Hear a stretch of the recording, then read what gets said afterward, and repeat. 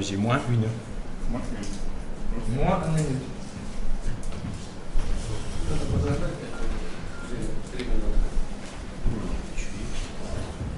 Let us wait 3 minutes. Okay. Whom for? Maybe somebody come.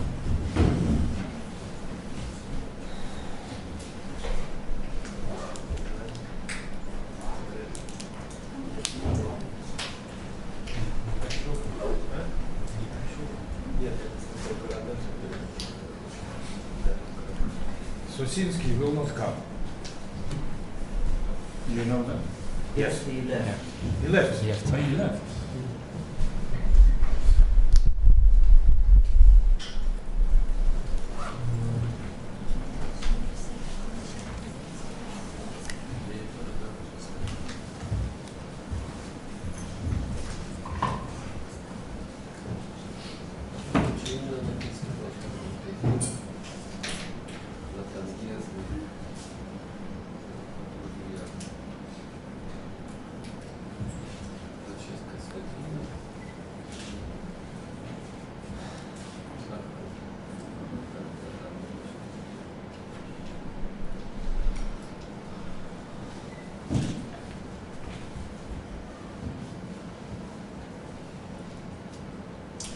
So good morning, everybody. Before we start, let me make an announcement on behalf of the organizers. You know that there is the banquet tonight, and the meeting point is at 4:30, okay, 16:30, near the restaurant, right? So let's start the morning session. Our first speaker and the banquet is so early? No, the meeting is early. We'll make some photo on the mountain. We'll walk there. The banquet will start at 6. So we'll walk there. No, we'll take a bus and... Does the bus take an hour to... No, we'll make a photo, then we should take a funicular for 60 persons, so it's spend the time. We should sit around and on the top of the mountain. Okay. Okay, let's start. The first speaker this morning is Blanchet from the University of Paris 7, Diderot. And his title is Non-Semi-Simple Quantum Invariants and TQFTs. Okay, thank you, Christian. So it's a great pleasure to be here and to speak about quantum topology. So maybe to set up my topics, I will start with some history, some origin of quantum topology, some important fact at the origin of quantum topology. So we start with a quantum group, which is quantum SL2. Then that was shown that you will get V10, so-called V10 Blanchet into IF invariant. And this was done following ideas of V10 by Blanchet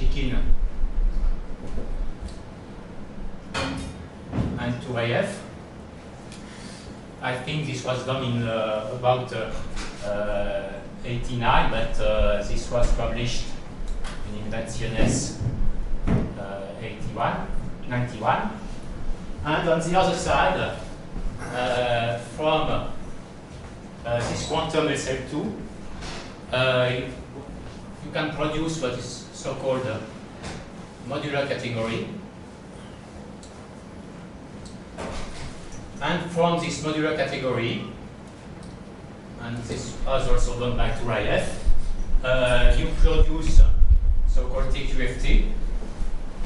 And those TQFT are just extension of V10 Blanchet into IF invariant in the quantum SL2 case. And because we have this, that's fine to say that here we have, in fact, invariant of 3 manifold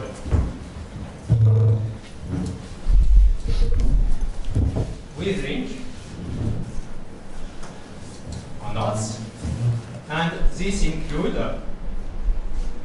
John's polynomial. I should say that here this quantum SF2 is at Q root of unity for the quantum parameter, and that was observed by Witten also. So this John's polynomial is 84, and this was observed also by Witten. That John's polynomial is related with idea of quantum field theory, and this was through Chern-Simons theory. And I want to say that maybe this is genesis of quantum topology.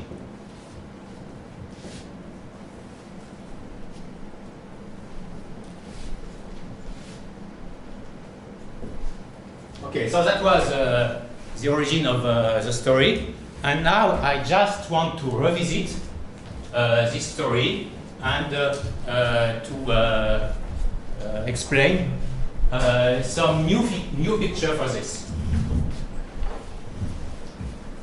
Can do this way. I observe that this is joint work with François Costantino, Nathan Gear, and Bertrand Paturo. And so the new picture is this one now. You start with a variant of quantum SL2, also at root of unity, and then and this was done by my 3 colleagues. We get 3 manifold invariant. In fact, I would say invariant of 3 manifold with certain flat connection, C star flat connection. So it's e to the pi over what? R. R. This is root of unity of order 2R. Over R. So this R will be greater than 2, and in this story, it will not be 0 mod 4. It's not 0 mod 4. For some reason, but this 0 mod 4 case is in fact can be recovered. It's a spin case, and so when I say here, I consider 3 manifold with C star flat connection. In the basic case, this flat connection is on the 3 manifold, and in the spin case, this flat connection is on the frame bundle with certain conditions. So in this talk, I will only speak about this case, not spin case. So this R is an integer, not 0 mod 4. And what we did is extend this to TQFT. TQFT extension. And this TQFT extension has interesting features.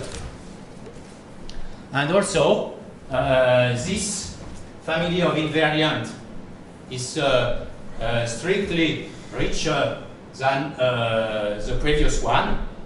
For example, if you take R equal 2, so this means that you take fourth root of unity for the quantum parameter. Then the previous invariants were quite boring, but here we get a TQFT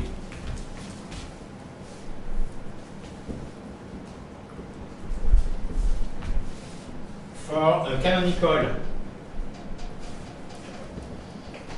normalization of Riemann-Master torsion.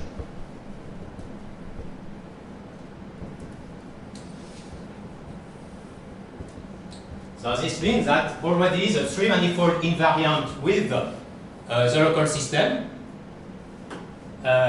is a normalization of Riemann-Master torsion, and that this TQFT, this extends it to a TQFT. Now this is my story. Remark or question up to now? So I will do a bit of algebra. It's important to understand what is the starting point. What is different in the starting point. So I will describe this quantum SL2.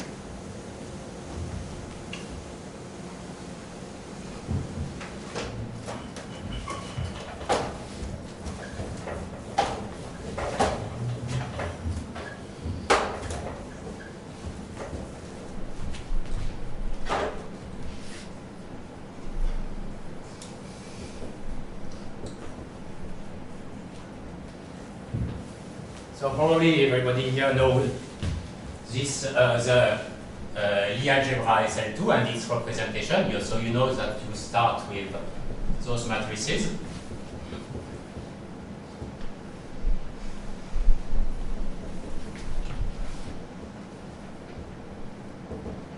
They generate the Lie algebra, and you are interested maybe with the universal envelope algebra, which is an Hopf algebra, and you like to understand its modules. And this is generated by HEF with relation bracket F equal H, HE equal to E, HF equal to F, minus, sorry, thank you. And we quantize this. And this means that we start with K, E, F.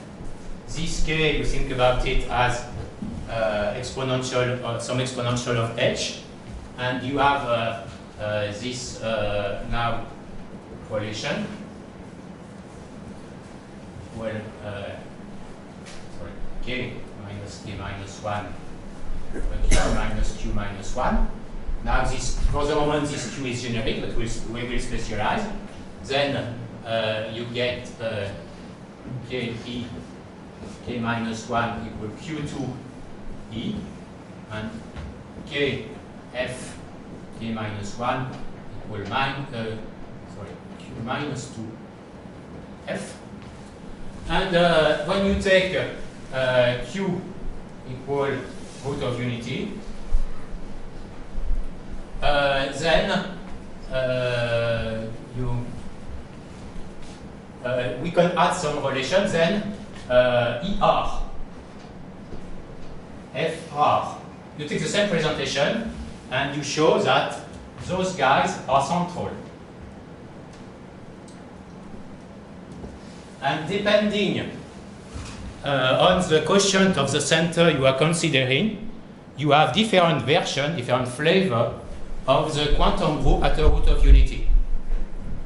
And what is called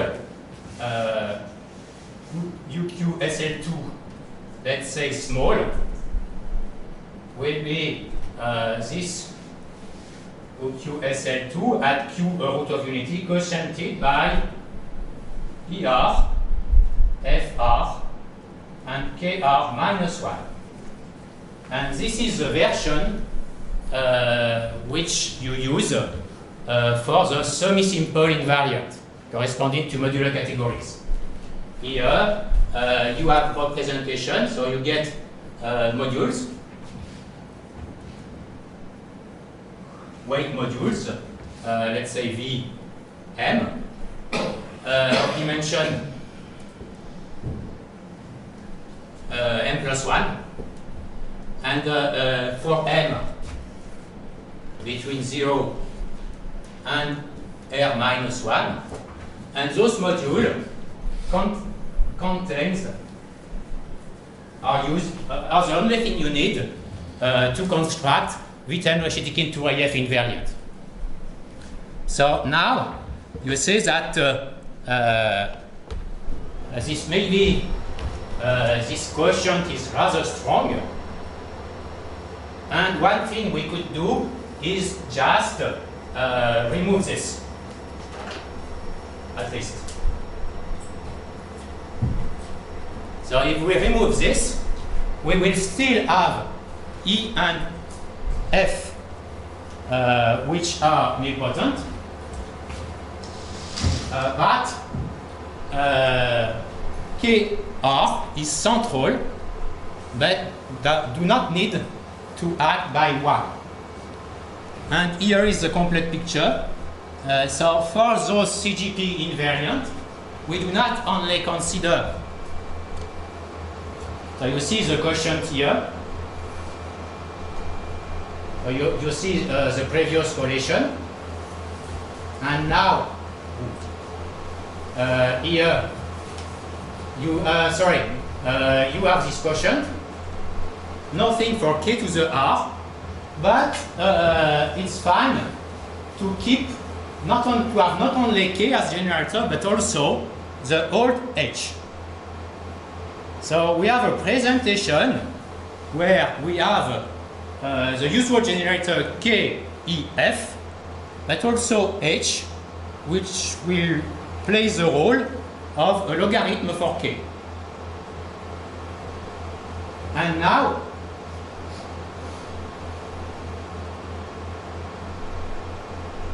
probably it's not conscious. Oh, that was not the good file. So, that was not the wrong version, sorry. I will manage. So. Okay, so for the moment that's all. So I put the whole story with antipode and now back to the board. So here is our quantum group. And now I consider on this quantum group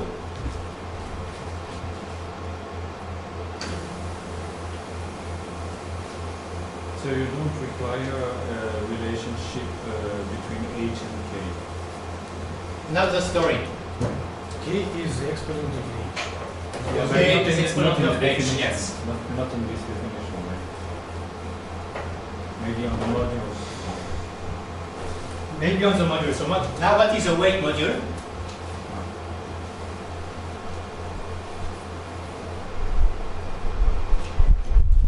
So this will be a module of this quantum group where K and H are diagonals.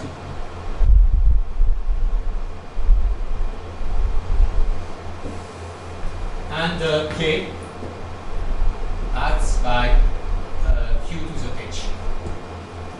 So a wave vector with some V alpha such that H V alpha equal alpha V alpha and K V alpha equal Q alpha V alpha. And here, remember that I choose a logarithm of Q, which is a root of unity.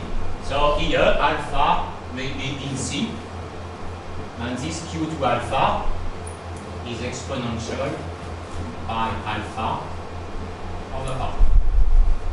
So I'm considering those modules. And one example will be V alpha with minus weight.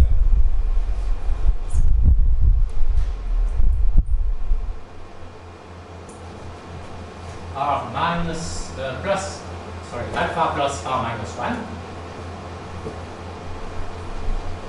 And you know that when H will act, you will go down the weight by 2. But because E to the R and F to the R is 0, the highest weight means that E will act by 0. So we start with this vector P alpha plus R minus 1. Then you go to 0 by E, and you start a chain. And this chain will go down by 2 by F. And you will go until alpha minus R plus 1. And then to 0 by the defining relation. And this way, you compute the coefficient. For example, here you have action of F, which will be, well, it's easy to compute the relation, but like alpha plus R minus 3 equal V alpha plus R minus 1. And the value here will be Q alpha plus R minus 1 minus Q minus R plus 1 over Q minus 1. And usually the notation for this is alpha plus R minus 1. This is the same notation, the one we use for quantum integers. But here, alpha is a priori a complex number. So for each complex number, we get an R-dimensional module. And the fact is that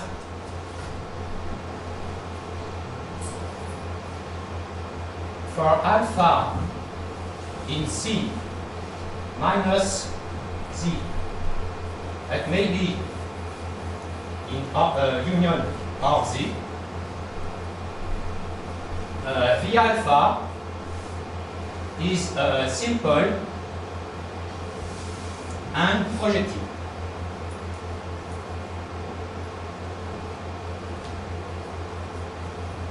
But we still have, so simple, it's easy. The proof of projective uses the action of Casimir, something like this. But we still have for K between 0 and R minus 1, we still have the simple module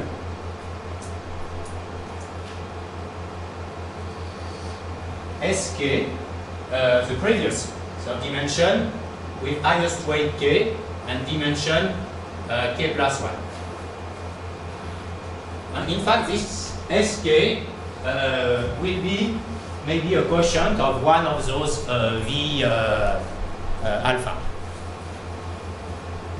So, and we still have one-dimensional module with highest weight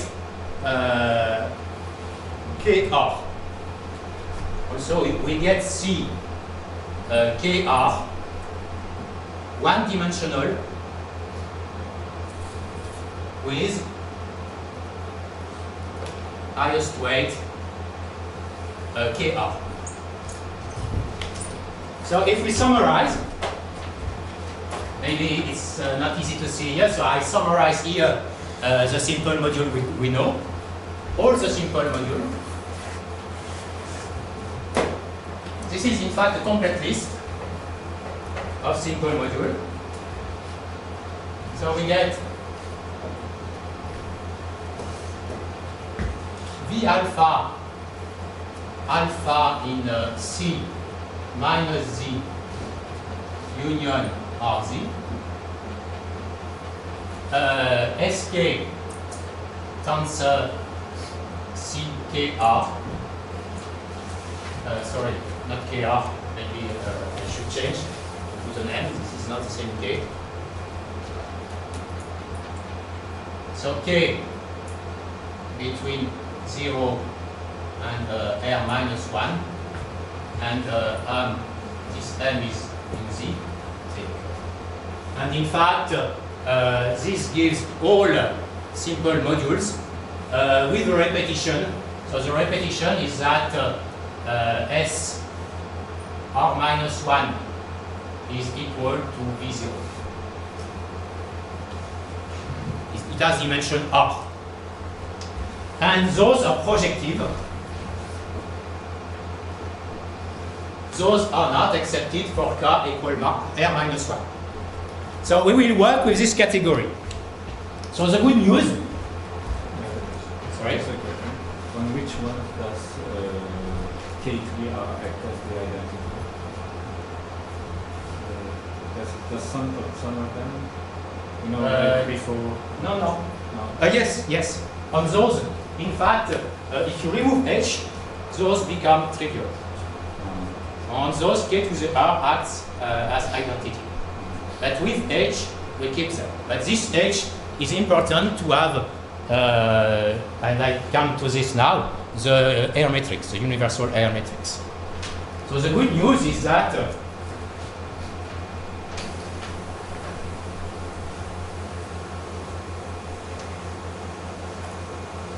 we can do the whole story of ribbon categories.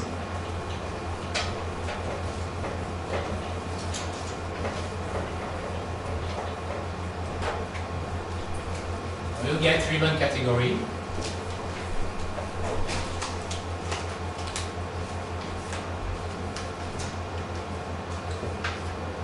So this means that you have duality.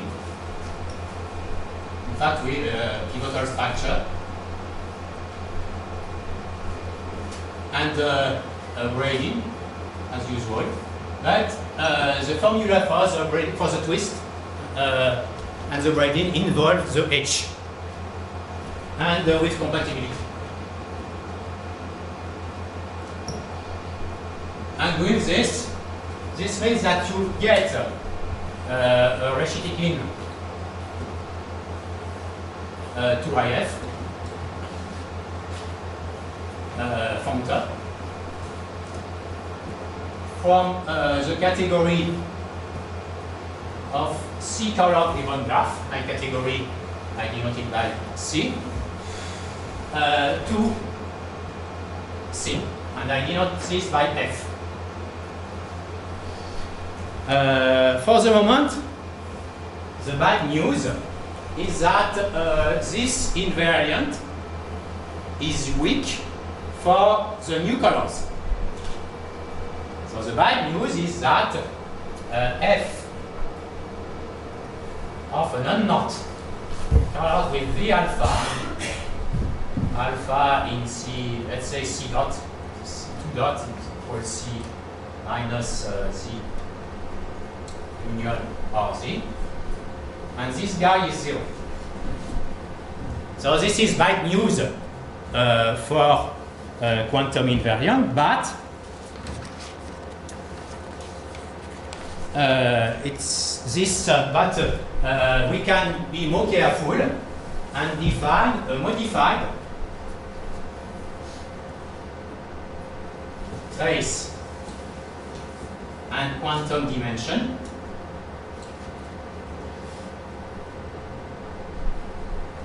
So in the example, this was done by Gir and Paturo. In the general case, this is done with 2IF, Gir, Paturo, 2IF, in a paper in Composition in 2009. And so maybe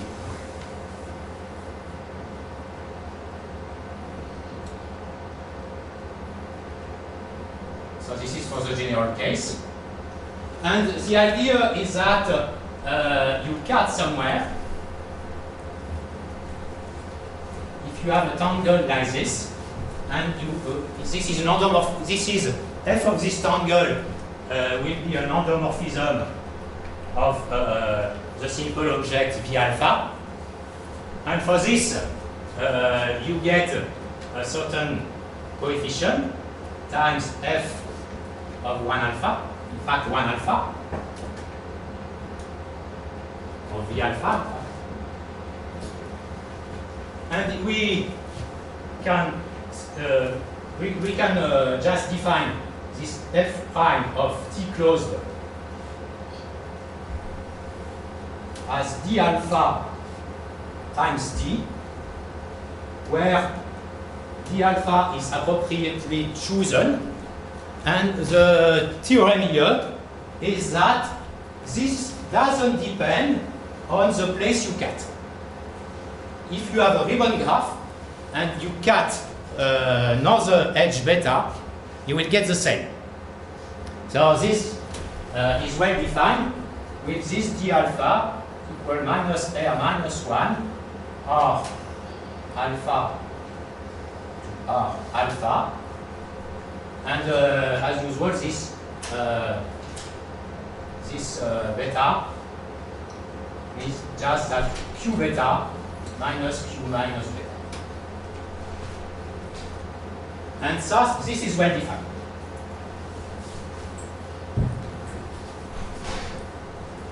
And this is the modified dimension. So this way, we have a nice invariant. Sorry, I have a question. What do the curly braces mean? The curly means this. You replace alpha by q alpha minus q minus alpha. This is almost the quantum dimension. Okay. So you have a formula for this. And now, about CGP invariant.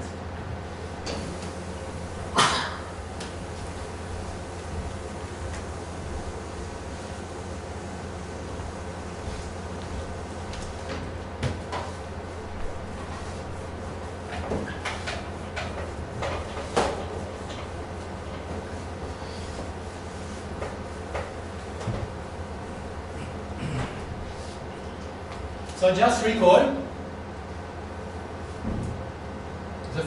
the formula for V10 Rashidin 2IF invariant. So the kind of formula you have is this way. If you consider a surgery representation, so this is a frame ring, then you take the Rashidin 2IF ribbon functor. You color, so this L has a certain number of components.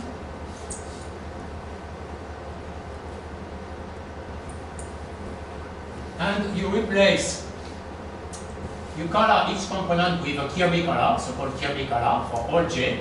Maybe here you have also a ribbon graph, so you keep this ribbon graph. And you renormalize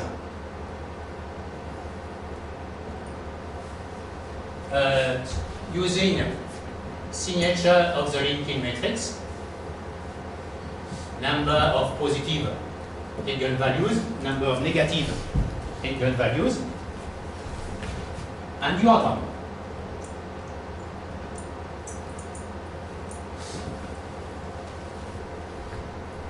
And these are just normalizing coefficients you can compute. And the point is that this Kirby color is a sum. Let's say we consider the original WRT. So the sum will be M between 0 and R minus 2, in fact, of the quantum dimension of this Vm times Vn. So this is a linear combination of objects, and this gives a color. And the point that this is a finite sum. So now, what are the problems here? So new picture. And this extends to the case of a modular category. And the requirement for modular category is that it is semi-simple, and here it is not semi-simple. Infinite number, you have infinite number of simple, not semi-simple.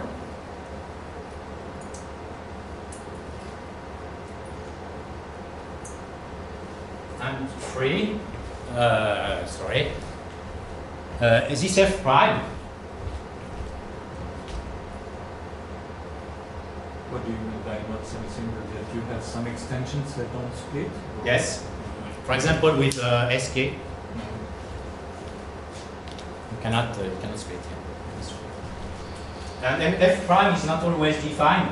In fact, because I may consider any module, and the quantum, the definition of the modified trace uses an edge where you have this special projective color. So it's not defined for a graph which do not have an edge with projective color. So you have an interesting representation category. In the representation category, you know the samples. You have many projective modules, but some are not. And so we try to solve my colleague first. Sorry, not always defined. So, one of the colors is SK, it's not defined? If you have only old colors, then it's not defined. In order to define, excepted if you have the color R-1, which is projective, and the color R-1 is interesting. This is V0, and this is the one which is used in Kashayev conjecture for the volume conjecture. So in this picture, we recover invariant related with the volume conjecture, which is interesting. So how do they solve this? So the first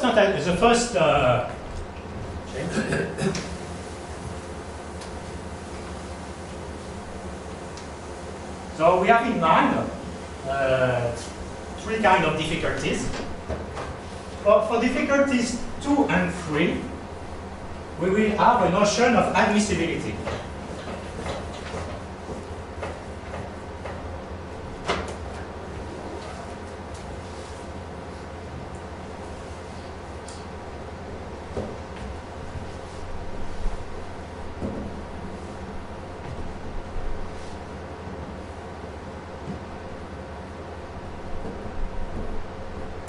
And for problem 1, we use a grading. In fact, this will not be enough. But this category C is C over 2Z graded by weights. You remember that in the V alpha module, the weights step by 2.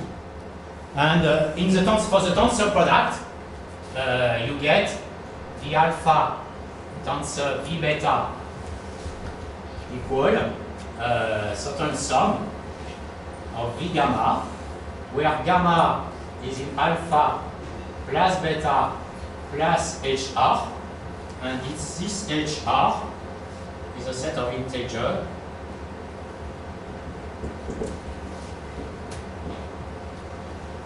and this is homogeneous mode 2 for the weights. And so and this is valid for alpha plus beta beta alpha plus beta, not in C double dot. And so generically, this means that this will be good also. So what do you mean by double dot? Double dot is the C minus Z union RZ. The good places. Generic. Projective, simple projective. And if we grade with C over 2Z, in almost all grading, we get semi-simplicity. So this C now is kind of disjunct union of CU with this U in C over 2Z, and for U which is not in Z over 2Z,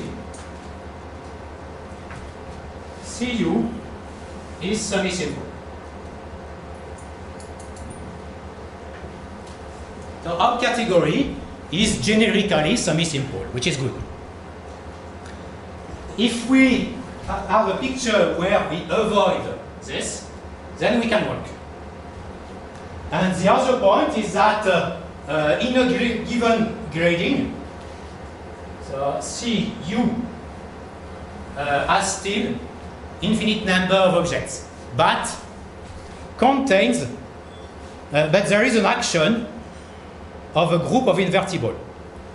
So CU has infinite number of simple, but there exists action, free action in fact, of a group of invertible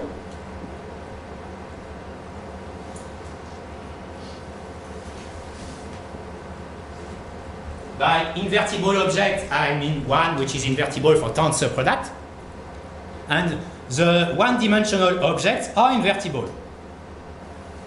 They form a free group, and under this action we get finite. So this group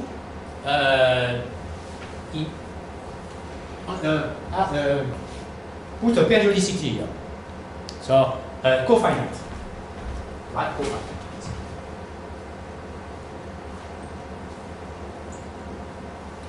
This means that we can work with a period.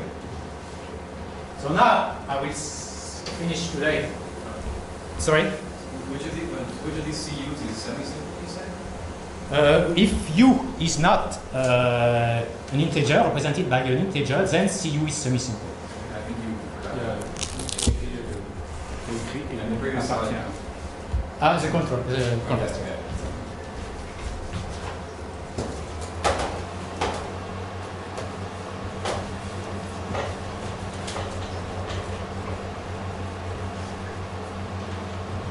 So now the invariant. So we start with M, a free manifold. T, a colored graph inside. Omega,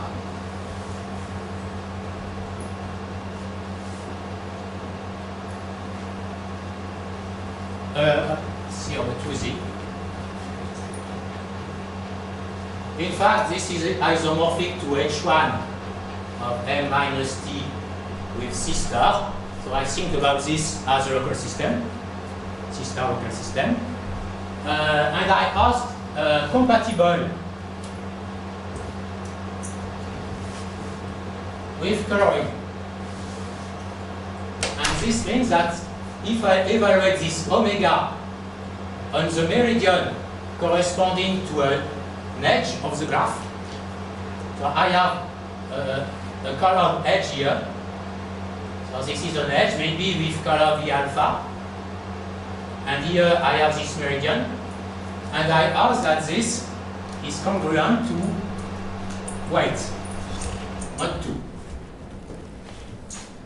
So around the graph, the cohomology class is compatible with the coloring. And, okay. So for this, I will consider a presentation. If I have a presentation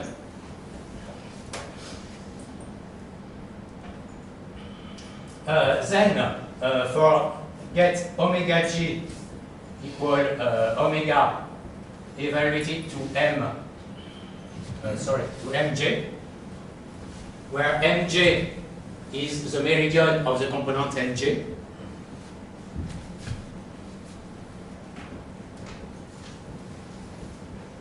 Okay, and I will say that m is admissible if either T has a generic color. By generic, I mean projective. or generic simple V alpha, or omega doesn't belong to C to H1 of M minus T with Z over 2Z coefficient. So this means either I have a projective color or the cohomology class is not integral. And I say that the computation S3 of L is computable if for all J, omega J is not in Z over 2Z.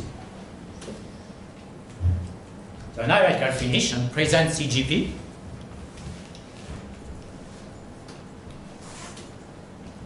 Maybe I just erase this and write it here. Finish with this.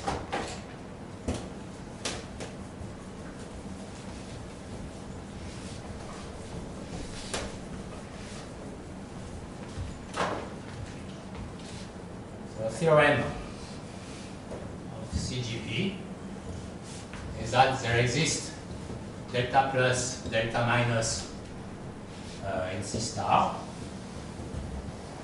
such that the invariant, let's say CGP of S3 of L, comma T for the ribbon graph, comma omega for the cohomology class, equal F prime over delta plus B plus delta minus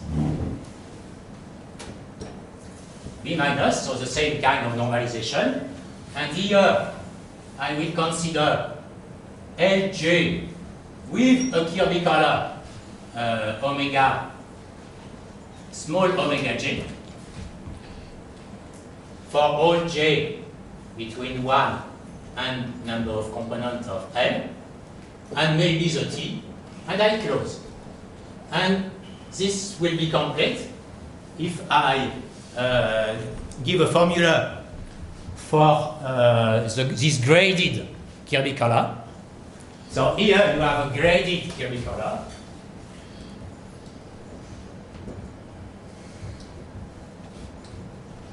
Let's say omega. So for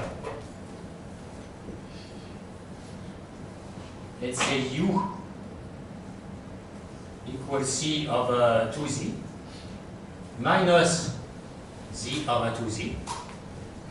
And this Kirby color depends on lifting of this to C. So this U is represented by U tilde. And in fact, here I should put a tilde, but the theorem is that the formula doesn't depend on the lifting. But here, omega U equal omega U tilde equal a sum of a period. So I take so I take d alpha V alpha, and this alpha is in let's say U tilde plus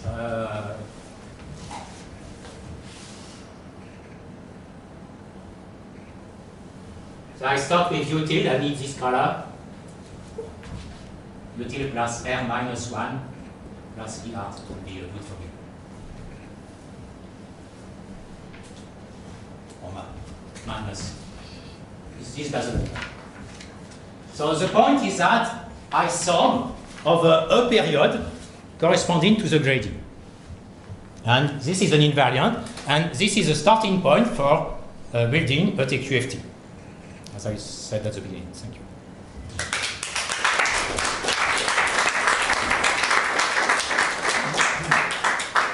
Questions? Comments? Is it an HQFT or TQFT? It's more an HQFT, yes. In the sense that I will present tomorrow the cobordism category, but the idea is that you are working with surfaces with certain decoration and flat connection. Okay, and so this is related with UHQFT, of course. But the UHQFT is more general because you have eventually non-commutative story. And in fact, I should say that this is probably not the end of the story because we have killed ER and FR, and the non-restricted quantum group is richer than this and have cyclic representations. The question, what is the story? Is there a story with the cyclic representation? This would be really interesting. So this formula is defined only. Admissible case. And what about this? Admissible implies there exists computable. No more questions? Okay, let's thank Christian. We start at 11 sharp. Okay. Very good.